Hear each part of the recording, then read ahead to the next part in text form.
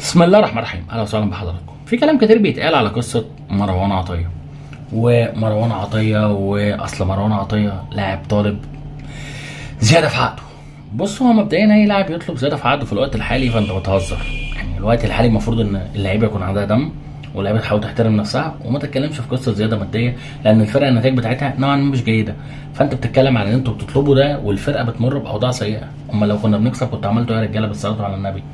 ولكن انا قناعتي الشخصيه، اعوذ بالله من الولد، انا شايف ان الكوره عرض وطلب، مصالح. النادي بيجيب اللاعب في الوقت اللي هو محتاجه واللاعب بيدور على اقصى استفاده ماديه.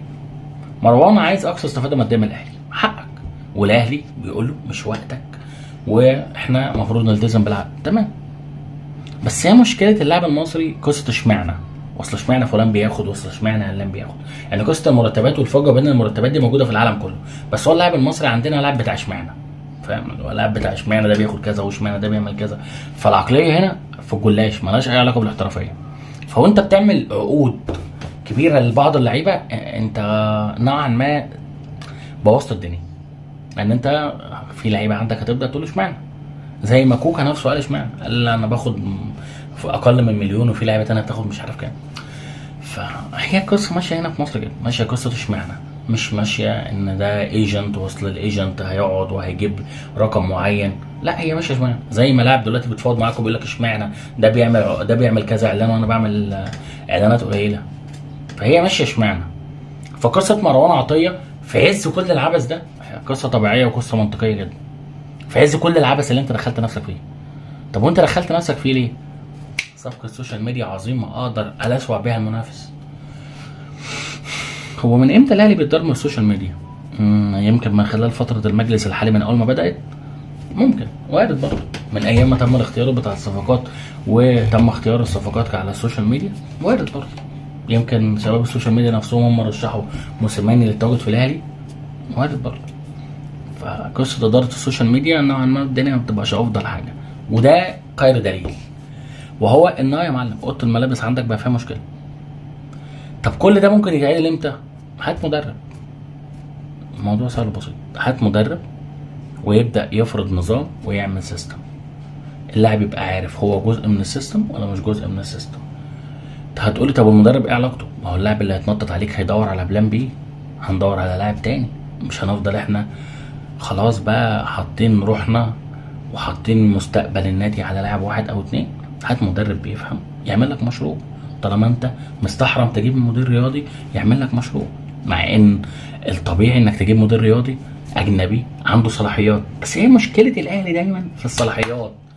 الكابتن بيجيب مديرين رياضيين بس هي المشكله كلها في الصلاحيات، لا اكتر ولا اقل. حاجه بسيطه جدا، تسال عن الصلاحيات. هل الناس دي عندها صلاحيات فعلا، ولا الناس دي قاعده على كراسي بتقول حاضر ونعم وخلاص؟ قصدك يعني هزازين في قناه؟ لا مش كده. هي قصه ان هم موجودين، رايهم استشاري بس مش دايما رايهم بيمشي.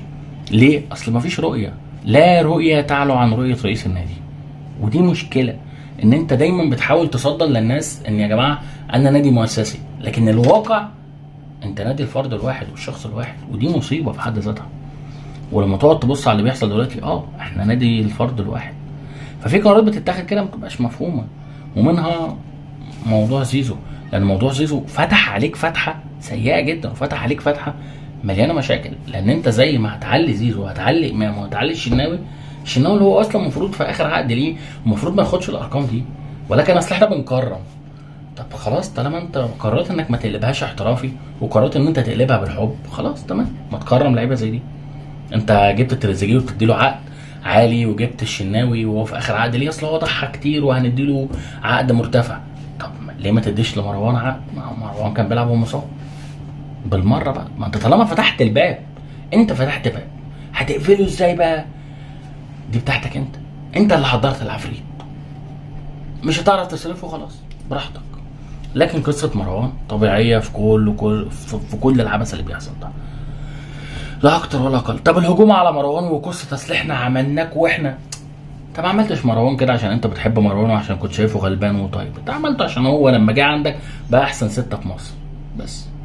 طب اصل مروان كان بيباصي غلط، اصل مروان بيلعب على الفتاك، وهو يعني بقى له 6 شهور لعب على الفتاك من 6 شهور وطلبوا انه يعمل عمليه فتاك، ولكن ما كانش فيه بديل، فمروان اتحمل وكان بيلعب وهو مصاب.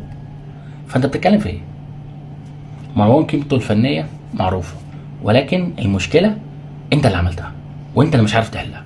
زي ما بالظبط كده ما قررت انك تروح تجامل لاعب لسه باقي في عقده 3 سنين، قلت له تعالى هنقعد مع بعض. نقعد مع بعض ليه؟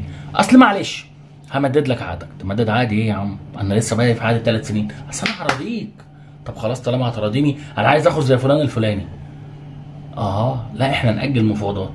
طب ليه؟ انت بتفتح بيبان انت مش هتعرف تكمل فيها ليه؟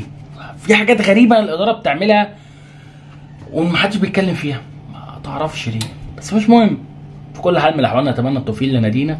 برضو الاهلي هنفضل نشجعه حتى لو بيخسر وحتى لو الاداره بتعوق، بس نادينا هنفضل دايما داعمين ليه وهنفضل دايما بنتمنى الافضل ليه.